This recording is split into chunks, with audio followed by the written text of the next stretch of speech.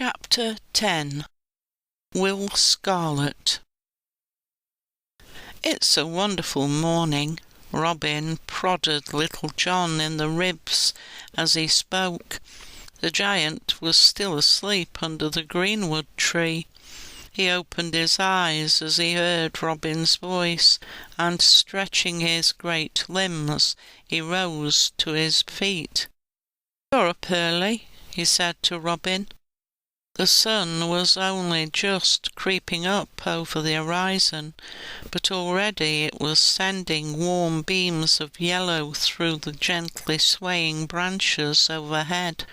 Robin set out alone into the forest, where the graceful greenery of the overhanging boughs, with the sun's first rays shining down on the leafy carpet, touched his face like friendly fingers. He longed to see Maid Marian again, and to hear her merry laugh.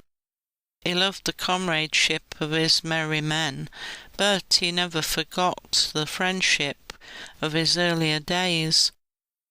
It was this longing for old faces that set him wandering on this particular morning, alone along the finest paths. He had reached the edge of the forest along the Nottingham road when suddenly he caught sight of a young man who evidently belonged to some good family. His doublet was all of silk, his stockings were bright scarlet. What a bright contrast he makes to the soft greens and browns of the woodland, thought Robin.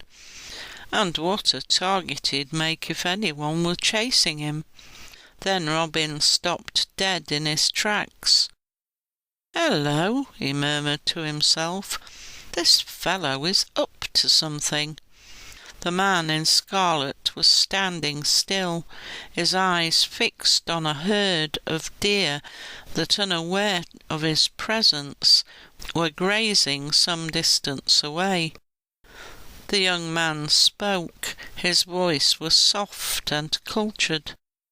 "I'll have the best of you for my meal today, and very quickly too."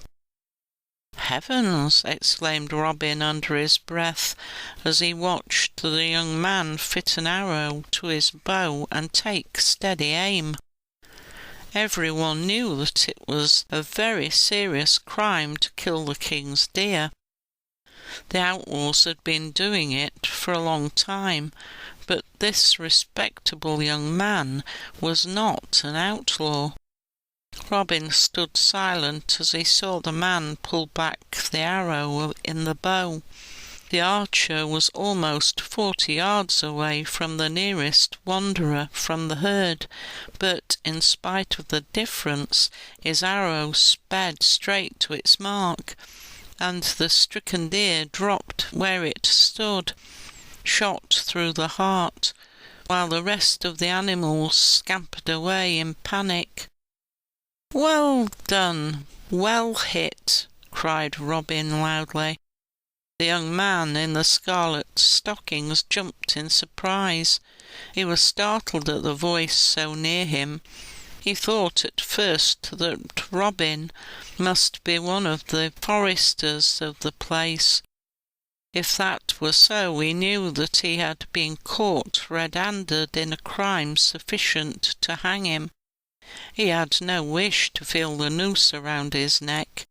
It would be better, he thought, to be the attacking party than to be the party attacked. He acted at once.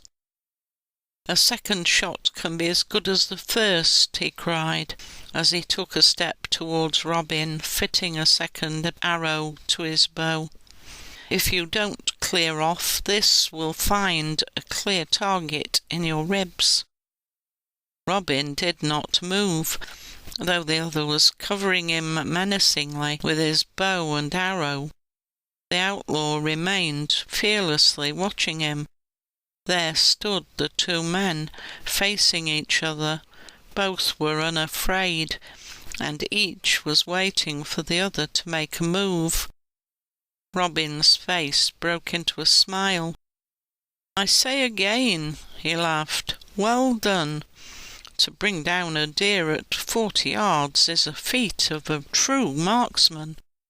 Suddenly the other man dropped his bow and made towards Robin with clenched fists, exclaiming, "If you don't take your carcass out of the way, I'll make you sorry that you ever saw me. What has it to do with you if I kill a deer? Answer me that." Robin grinned at the stranger's wrath. "If you are so put out with a man who does nothing but pay you a compliment, what kind of a wild beast would you be to one who insulted you?" "Drop your banter and fight me," exclaimed the other. "I'm willing enough to fight," returned Robin. "I love fighting for its own sake. But why should I fight you? I don't waste my time on every ill-mannered varlet who crosses my path. When I fight, it is with someone of much finer metal than you." Robin's tone was not bitter, it was gently sarcastic. He knew well that his mockery would not help to bring about peace. "Boasts, more boasts," fumed the other. He rushed to his bow once more to finish the argument and to avenge the insults. But as he turned, he found that he was already covered by Robin, who had drawn his bow more quickly. "Now," cried Robin, a smile that had been playing about his lips vanishing, "move but one step, and I will send this arrow flying towards you. If you want a fight, you have a sword by your side. So have I. You are obviously the son of a good family, and are entitled to wear a sword. Unsheath your blade then, and I'll cross swords with you." The young man wanted no further prompting. He drew his blade immediately, and there followed a clashing of steel as sword met sword. They had not been fighting long before Robin realized that his opponent was no mean fighter. This man was a fine swordsman, and Robin had hard work to hold his own. Practised as he was in every feint and pass and thrust, Robin discovered that the young man was ready for him, and that he must fence with all the tricks and skills he possessed, or his own defence would be broken through.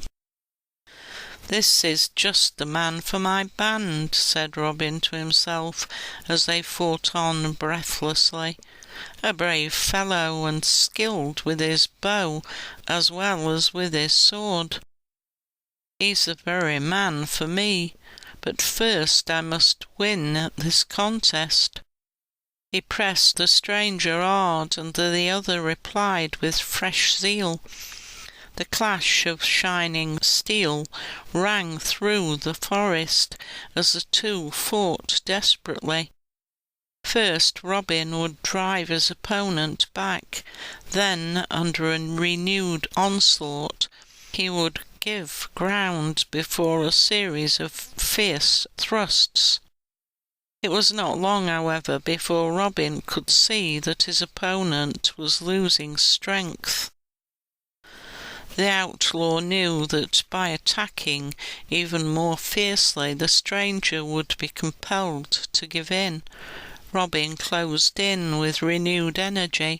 He flashed around the young man, bringing into play all his skills and daring. It was too much for his brave opponent. Slowly he gave way. He was being worn down.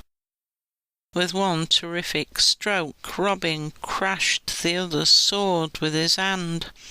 The stranger was completely at his mercy, and he knew it. But Robin had no wish to harm him. Instead, he dropped his own sword. "Listen to me," he said. "You are a tough lad, whatever you are. you should have a mind for a life of adventure." "That's why I am here," exclaimed the other, recovering his breath. "I set out to join the band of Robin Hood." "Oh, did you?" smiled Robin. It was going to be easy to persuade this young man to join him after all. "But why should you want to join him?" bantered Robin. "Don't you know that every man's hand is turned against him? He is an outlaw, you know." "I do know, and my hand isn't turned against him, for one," was the reply. "Tales of his adventures have spread far and wide. People who know him have described him to me.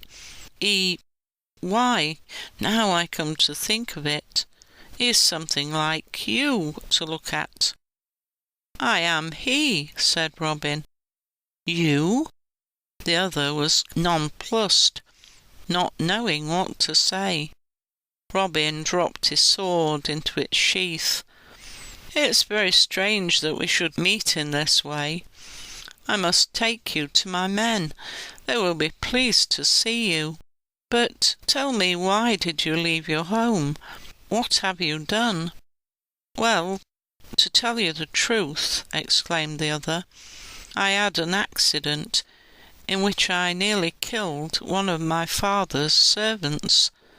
It is not yet known whether the man will live or die." Mused Robin. "That may be serious." "Yes, that's just the trouble. If he lives, everything will be all right.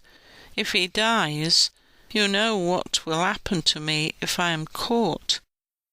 You'll be dangling on the end of a rope." "I thought the only thing to do," went on the stranger, "was to join you in the life I have heard about ever since you fled from the Sheriff of Nottingham. I ran away while I was still free and came straight here." "Good," said the outlaw leader. "If you like adventure, we shall not disappoint you. I'll lead you to my men, and they will treat you as one of themselves." His eyes twinkled as he spoke. It was a custom with his men to rechristen all new members. Robin had already thought of a new name for this man. The two had been walking for some distance when they came to the glade. Here Robin blew the well-known call on his horn. Soon men came running through the forest to him. They stopped short when they saw the strong young stranger in scarlet stockings.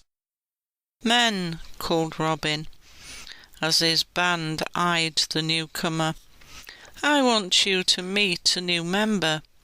He has come to join our band and to be one of us. Make him welcome and see he is well fed." The men made him welcome for Robin's sake. They gave him some of their own meal and made a special feast of it in his honour. "Now for the christening," announced Much the miller's son when the meal was over. "What are we to call him?" asked Will the wrestler. The outlaws were silent for a moment. Then, "What name are you known by?" asked Little John. "I was christened, that is, first christened, William," said the youth, eyeing the preparations for his second christening curiously. "But we cannot call him William," said Little John, "for sometimes that's what we call Will the wrestler." The outlaws suggested various names, but none could think of a suitable name for the stranger. Robin helped them out of the difficulty. "Look at his stockings," he laughed. "Finer scarlet never graced a young man's legs. He shall be called Will Scarlet." The christening ceremony was carried out in front of the trestle tables. Will Scarlet was made a member of Robin Hood's band, a valuable member who became one of Robin's right-hand men. End of chapter 10.